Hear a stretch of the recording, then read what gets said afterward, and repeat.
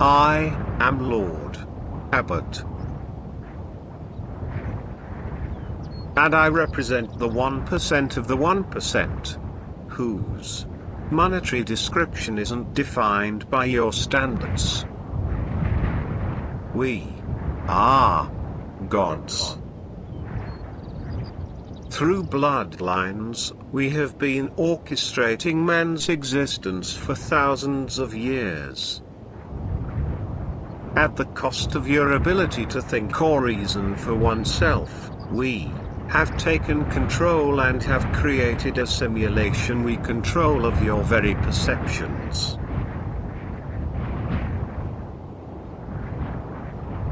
However godlike we believe to be, today, is our reckoning. Am I in a dream? Where people within my dreams are cannibalizing each other to survive. They are doing anything they can do to just survive. Things that were so meaningful to persons have become worthless in pursuit of a simple glass of clean water. The once prideful society reduced to tribes of nomads and bandits doing whatever they can to just survive. It also gave rise to different religious and cult beliefs. Races have segregated themselves and war amongst their tribes. I feel an immense heat burning me with no shelter to hide from it, perhaps a reminder to us all of the errors of our ways. I wake, I lay within the ruins of the world, the air thick with smoke and the stench of sulfur. People covered by filthy soiled cloths walk in the streets unconnected and unfazed by their surroundings, numb, trying to survive the aftermath of the destructions of a capitalist society. No financial institution, the stock market has crashed and the monetary system of the world is no more. Through the haze of despair a voice spoke with a manner of abrupt anger. Money, finance, the root of the undoing of the world. God spoke to Adam and Eve about eating of the tree of knowledge and wishing to be godlike. God knew that man, through finance, would try to become more than what he was intended to be, stewards of his earth and caretaker of all living things. Man has become nothing more than a virus or parasite. I wish to wash myself of the likeness of man and the stench of betterment at our world's expense. Man was to live his given life within the guidelines of his creator.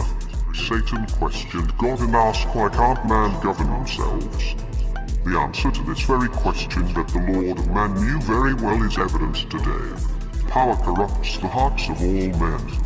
The true desire of most men is to be godlike, and through the means of finance they have found a place by the side of God. He began to weep and I couldn't help but ponder his words and sit in agreement. The central banking system and its interest on the dollar had reached its ceiling in 2017, where the government was no longer able to pay off the debt and the banking system went to war to collect on said debt and interest. We always had an idea that the banking institution ran laterally or maybe even as a higher governing body. To be in debt by the banks is to understand the true rulers of the world. Man, with his noble attempts to civilize the world, has also undone it. Power is but a notion, yet what the word implies is so attractive to the hearts of men. The great world has vanished, murdered by the ideology of the monetary system and by those whom wish to control it. Before the world's undoing, greed has obscured every sense of decency and moral fiber. Laws, only benefit the wealthy, and the poor suffer if they can't pay the price to manipulate the system.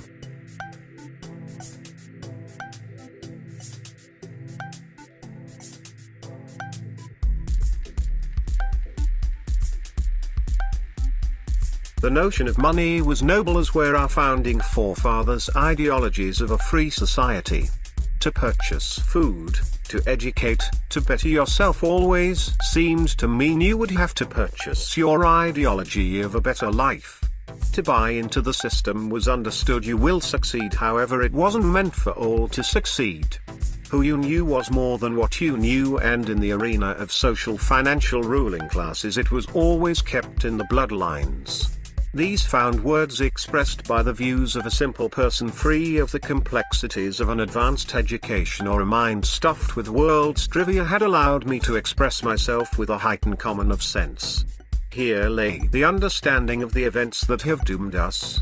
Here lay the words of a man trying to explain this catastrophe in a simple way. 3 years earlier. Good morning, Mom. As I passed a very attractive female client on my way in to start my workday, she walked right past me, and didn't utter a word. Although I live in an era where people have lost all forms of mannerisms, I was brought up to believe a smile and a hello doesn't cost a dime. However, to allure a person in these times you must adorn yourself in expense of which my simple low-paying job could not afford me. As every morning I stop by the newspaper stand for a coffee and a New York Times. "Hey boss," as Khalid would always address me each and every work day. I hated that he didn't address me as sir as he did his white patrons, but I guess it was his way of connecting, so I paid it no mind. "What's popping, Khalid?" as I hand him a $5 bill waiting for change. "Nothing much, boss, just trying to survive out here, my bro, times are getting rough." We shared a smile in agreement that indeed times is getting stranger by the day. I left Khalid that moment and couldn't help but digest his thoughts he shared. Even more so while reading the paper as I walked along Fifth Avenue and scanning the captions. "Mother decapitates her child, government sex scandal, shooting kills 21 people at school, George Bush dies, central bank refused to loan to government." Whoa, I thought, for the central banking system and the government have been at odds for some time now. Most of us never thought of the central banking system as a real bank, but just naive notions that because it was called the federal bank that it were a part of government. The interest on the dollar has reached an all-time high at 50%, and the states of America just can't pay it back due to the unemployment issues, outsourcing of jobs to other countries, Wall Street corruption, the list goes on and on. I continue reading with the one eye, a term New York's coined for multitasking, reading and being aware of your surroundings. The steam from underground coats the crisp December morning. The sound of people briskly walking to start their day is all too familiar and quite routine. As I head to the subway, I couldn't help but to liking us to cattle being rustled to feed. Ayo. A familiar voice cuts my concentration. It can only be my longtime friend and ace, Samuel Robert, a childhood friend. I rehearse his opening monologue in my head as he walks up. "Hey Cuddy, where's the money? Let me hold something." And true to form, he utters to me those exact words. "Sam, you have a job just like me. What is your mother's fucking problems you have with money that you always have to ask me for mines?" Sam replies back, "That's just it, homie. I have mines, I want yours." We share in a laugh and continue with our daily talk about gossip and tomfoolery on the subway towards our destinations. "So Sam, how's the family?" "Funny you should ask," he replied as he sipped his coffee and a stark look of worry overcame him. "Bro, I just received information that our company was being acquired by the Federal Bank of America." "Really?" I replied as if I had no idea this would have happened. "You see, since the financial crisis, all the federal banks and all their affiliates have been consuming companies left and right, dismantling them for profit and overwhelming the unemployment system." Sam went on to say, "And between you and I," he leans in to whisper, "I owe." A sensation of fear overcame me for him. To owe was a serious crime in these times. So much so that I felt to lean away from him as to not catch his unfortunate circumstances that afflicted him. Sam spoke with a hush and of concern for his times and days to come. "Bro, I have reached the third moon, they will come for me soon." I guess I shall have to explain third moon. You see, in these times they have adopted Egyptian philosophy, so the term third moon was in reference of a time reached. Fourth moon is the harvest or collections, and my good friend Sam's time was running out. "Sam," I replied in a harsh manner, yet not to bring attention to our conversation. "Sam, the third moon? How did you come to this, bro? You know better."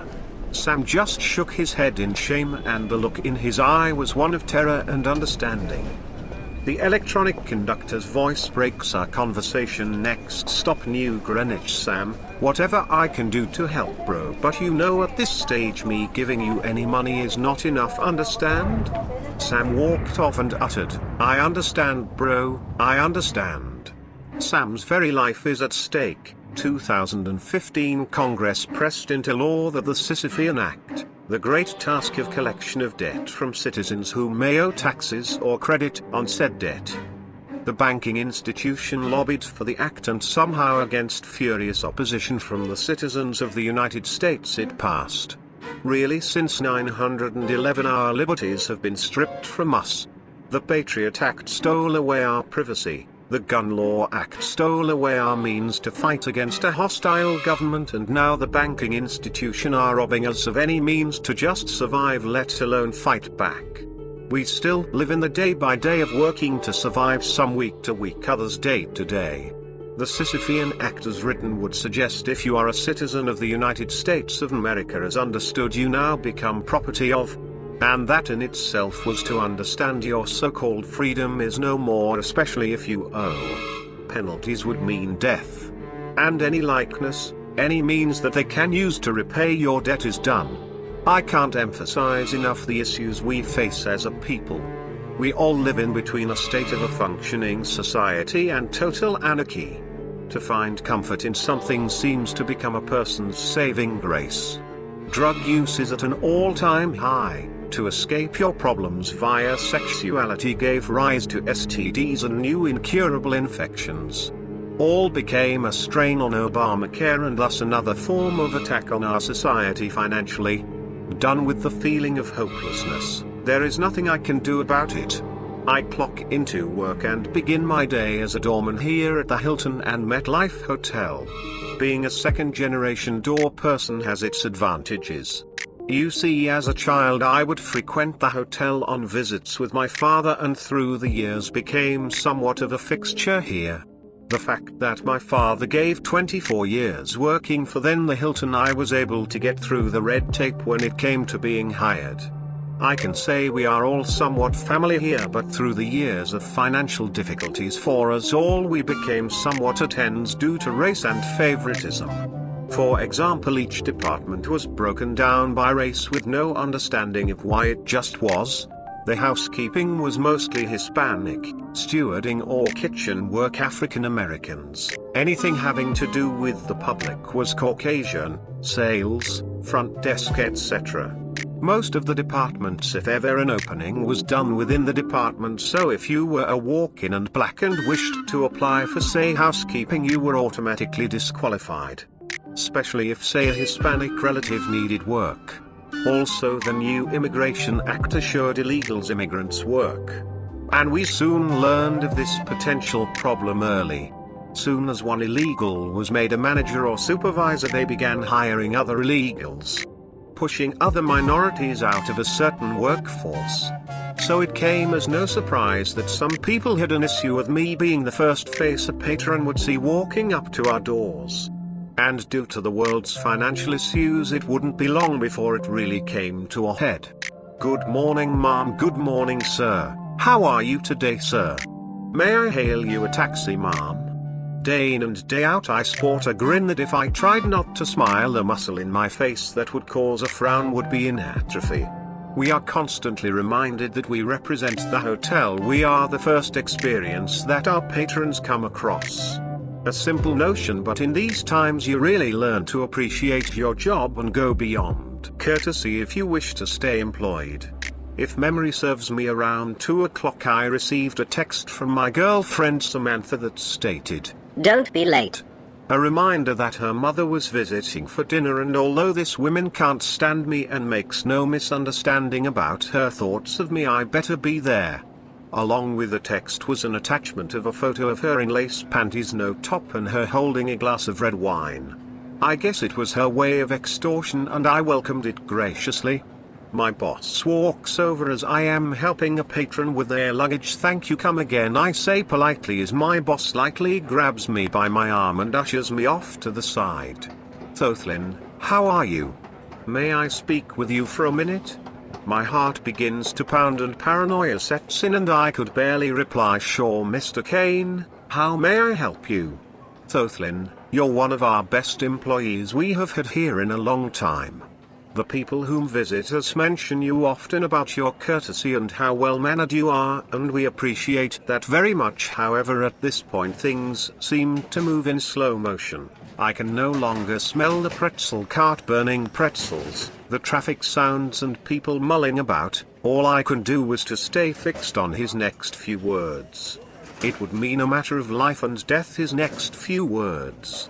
He goes on to say, I am faced with a personal issue that unfortunately has to involve you. You see, Thothlin, we have been acquired by Bank of America, and to understand being partnered by MetLife, we just don't have enough shares, which ultimately our employees have to suffer. Do you understand, Thothlin? I reply, yes sir, I do. He then called out to a person standing off in the distance, Chuck. I watched as this young tall white male started to walk over to us. I recognized him as once an executive here at the hotel. I can recall this person as being very arrogant. He had no concern for the working class and also had an intense dislike for people of color. He also just happened to be my boss's son-in-law. People and have become self-absorbed. The ideology of money has become a deity to most. I sit here in deep thought, my mind is racing 1,000 miles a second, thoughts on my lady and my young child, and did we save enough money to get by till I get another job? The people on the train look as shadows slowly swaying against the high-speed background that lay behind the windows of the train. The fear of my situation has gripped me and wouldn't let go. The thoughts of my dear friend Sam and my situation melted together in my thoughts and emotions. All I can believe right now is that God is good and he shall see a way for us both. Pulling up to my station and I notice police activity on the platform of the subway. We were all ushered by the police as to not get in the way of the police investigation. As we walked by, we couldn't help but notice a young man laying shot dead, sitting upright against the tiled wall and partially on the concrete floor. His eyes wide open, and I can see the reflection of us in those very eyes as we passed him. They robbed him for his fucking iPad, officer. Words resonate against those tiled walls as if you were sitting in a restroom. The culprit lay not too far away, also dead from police fire. He looked every bit of 15, still clutching the gun in one hand and the stolen iPad in his other hand. The children of today stay obsessed with material things and money. Everything surrounding these children glorifies money, and that money is the root to all happiness. So how would a kid trying to chase these things with no job market or a way out, or even having an opportunity to strive in these times of no jobs and a false image to live by, would conduct himself? I say a prayer for both of these children and felt the added weight of the day upon my shoulders. What used to play out sporadically week to week as isolated incidents now play out hourly through the course of a day. Nothing surprises people nowadays. If you catch on fire during rush hour commute, they might spit on you out of anger that your plight had delayed them somehow. My short walk home was at a slow pace today. Normally I couldn't wait to get home to see my family. I wasn't looking forward to breaking the news to Samantha, especially with her mother around who might be staying after dinner. I speak to my neighbors as I pass by them, as I am sure the speculation of why I was home so early had piqued everyone. Query. To be unemployed was a no-no in my community. For those who did work helped the community, so in some ways I was a helpful contributor, and many folks here depended on me in many ways. Being unemployed as a man in my community were looked upon in a not-so-savory manner. I remember a family being totally dependent on the rest of us for survival. Needless to say, the community turned on them hatefully because they became a strain on us all. Exhale, suck it up. Time to be a man, and shared my newfound hardship with Samantha. I stand at the door as if it were a threshold to another dimension, one that may change my current life for the worse. I place my keys in the doorstep, and not but 3 feet away the first face I see is her mother. "Hello, Mom," I utter with an undertone of sarcasm, trying to get my first shot in before hers. She looks me up and down as if I were a stranger in my own home. "Thothlin, I ain't your mother, boy. How many times must I remind you?" I thought to myself, Mom, I know you're not my mother. It's just nice to be reminded that you're not. Samantha's mother was a miserable soul. You see, Samantha's father passed away many years ago, leaving Samantha's mother a bitter bitch on roller skates. Thuthlin, when are you going to provide a better life for my daughter and grandson? Don't you want better than this? Nigga, if you don't have faith in yourself, then get out the damn way and let a real man up off in her that has. In walks Samantha from the kitchen. Mom, just knock it off. You know Thuthlin does the best he can by us. He is a good man and I love him so. I smile after she said words of encouragement and plants a kiss on my lips. Her mother's then rolls her eyes and say, shit, this nigga is about as useful as a bag of pussy to a faggot. She begins to laugh at her sense of humor at my expense. Samantha looks toward the clock on the wall. Baby, you're home early. Is everything okay? Samantha, we do need to talk, but later on tonight before we go to bed, okay? She nods her head with a smile, yet her eyes weigh heavy with concern. Thuthlin, can you get your son from his room? It's almost time for dinner. Yes, my love. I walk towards my son's door and I notice him doing his homework. I didn't say anything at first, I just watched him. I thought to myself, in all of the world's creation here toiled away a masterpiece. My pride in my son was only second to the love I had for God. My thoughts lay on my situation and my son's future. How have we as a people not even considered our children's future? What lay ahead for them if our current society can't get it together? Hey son. Hi dad. As he places his pencil down, gets up and runs towards me for a hug. Christian, let's wrap it up son. Mum said dinner is just about done, okay? Yes daddy. My worries intensify at the sound of my child's voice. The kids nowadays are very cruel, and most of all I wanted to spare him any taunting from the other kids.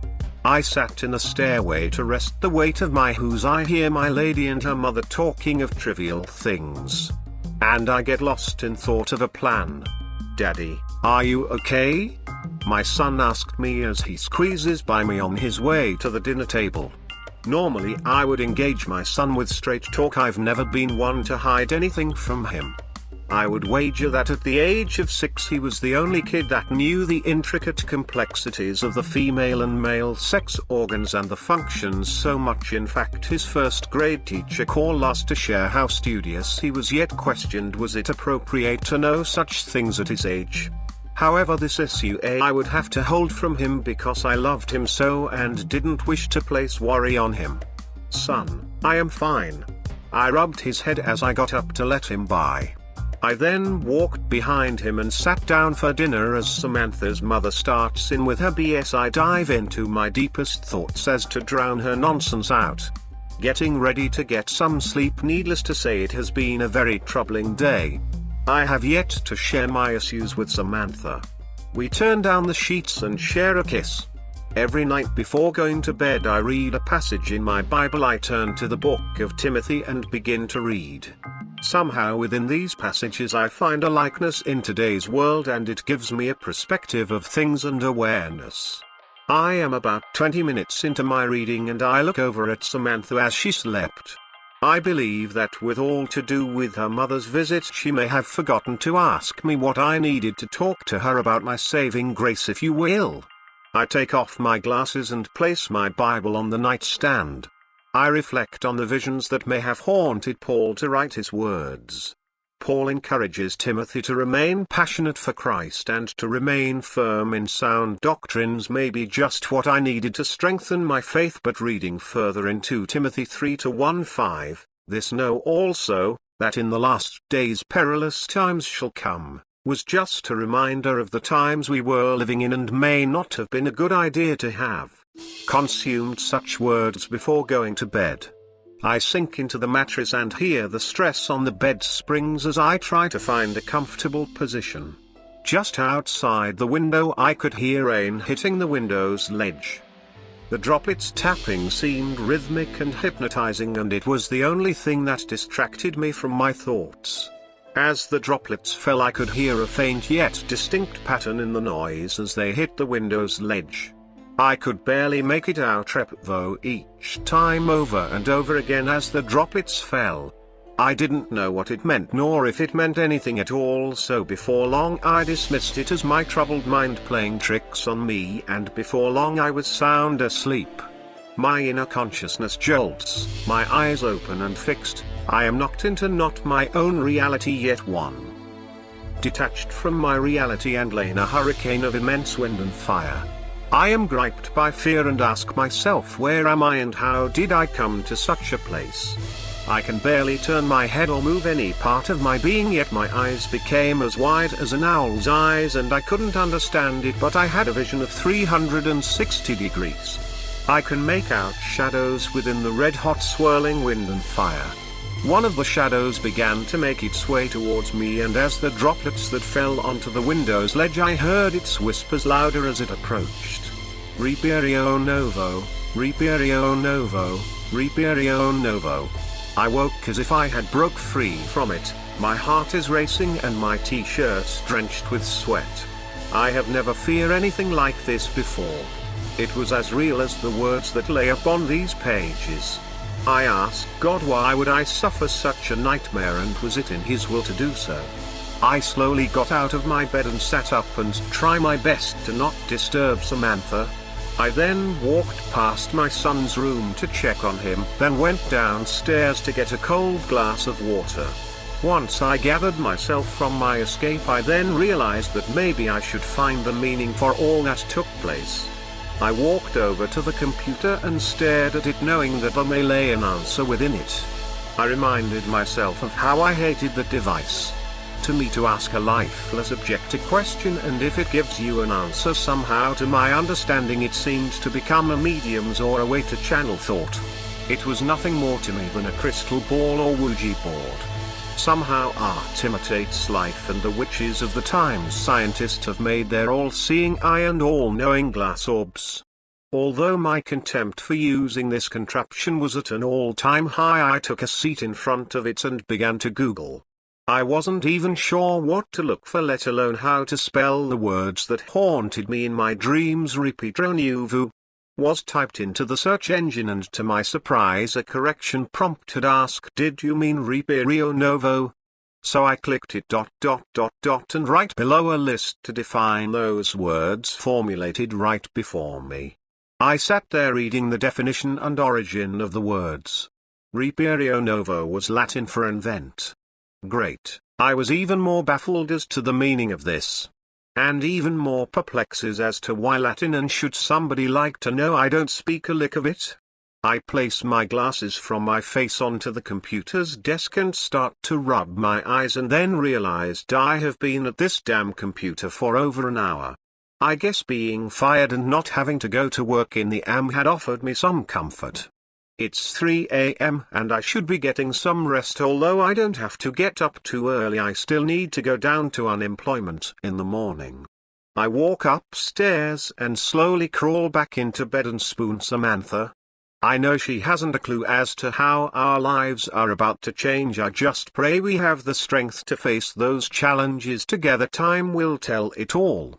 Thothlin, wake up baby, you're going to be late for work. I roll over half-dazed and just overwhelmed that I had to share with Samantha of our new misfortune.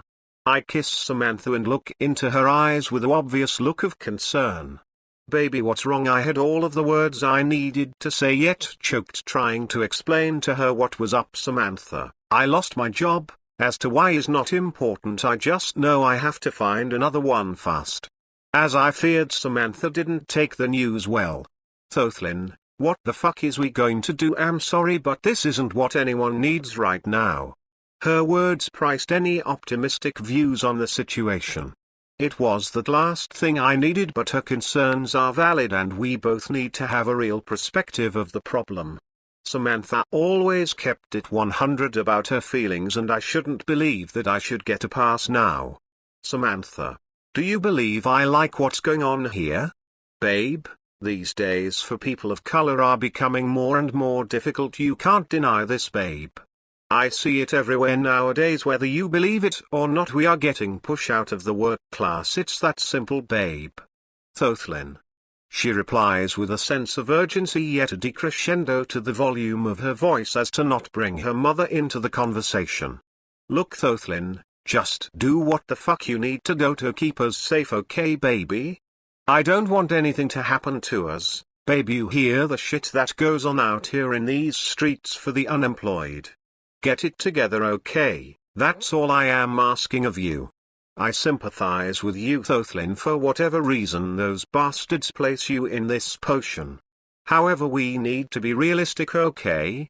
Samantha then gave me a tight hugs to take the edge off of her words and the situation.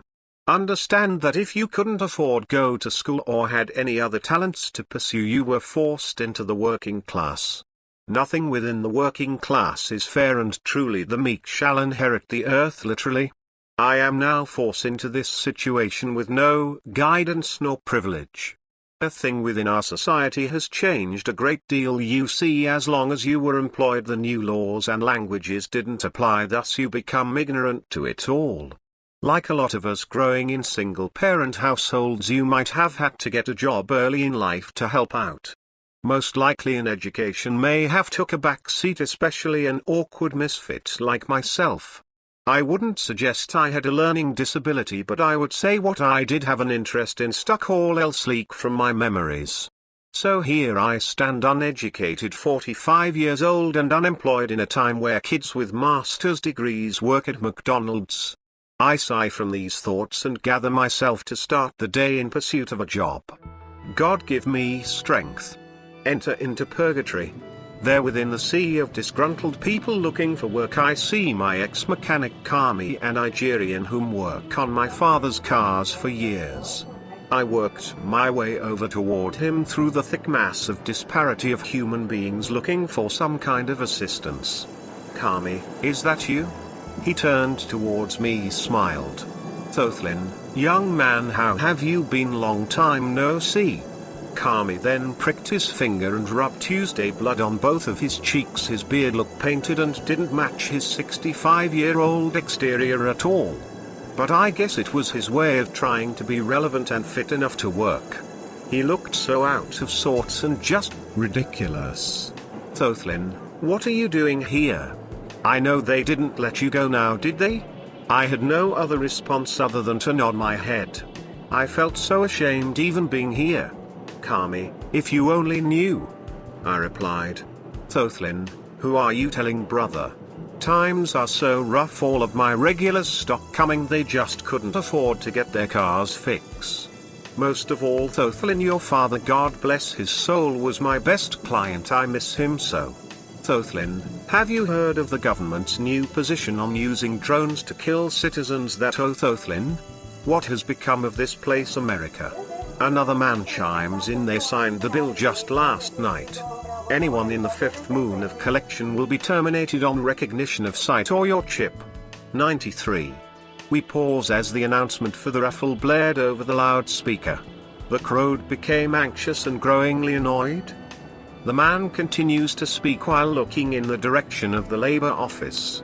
I heard this morning of them using a drone overseas. A man was sitting having a cup of coffee. I am sure he was in deep thoughts about his situations and such. Right then his head exploded. Then they heard a boom. Then 2 seconds later the drone flies by. Man, they can't even feed you in department prison, nor can the state afford to place you there. They just going to kill us. His word was fixed into my head and I couldn't shake the fear of it all. I wasn't thinking so much about me, more so that I would have to leave behind my son and Samantha to go through this alone. Thothlin? Kami yelled out as to break me from the spell that had me in a daze. Thothlin, man, I don't wish that upon you, boy, or any of us for that matter. I shook my head in.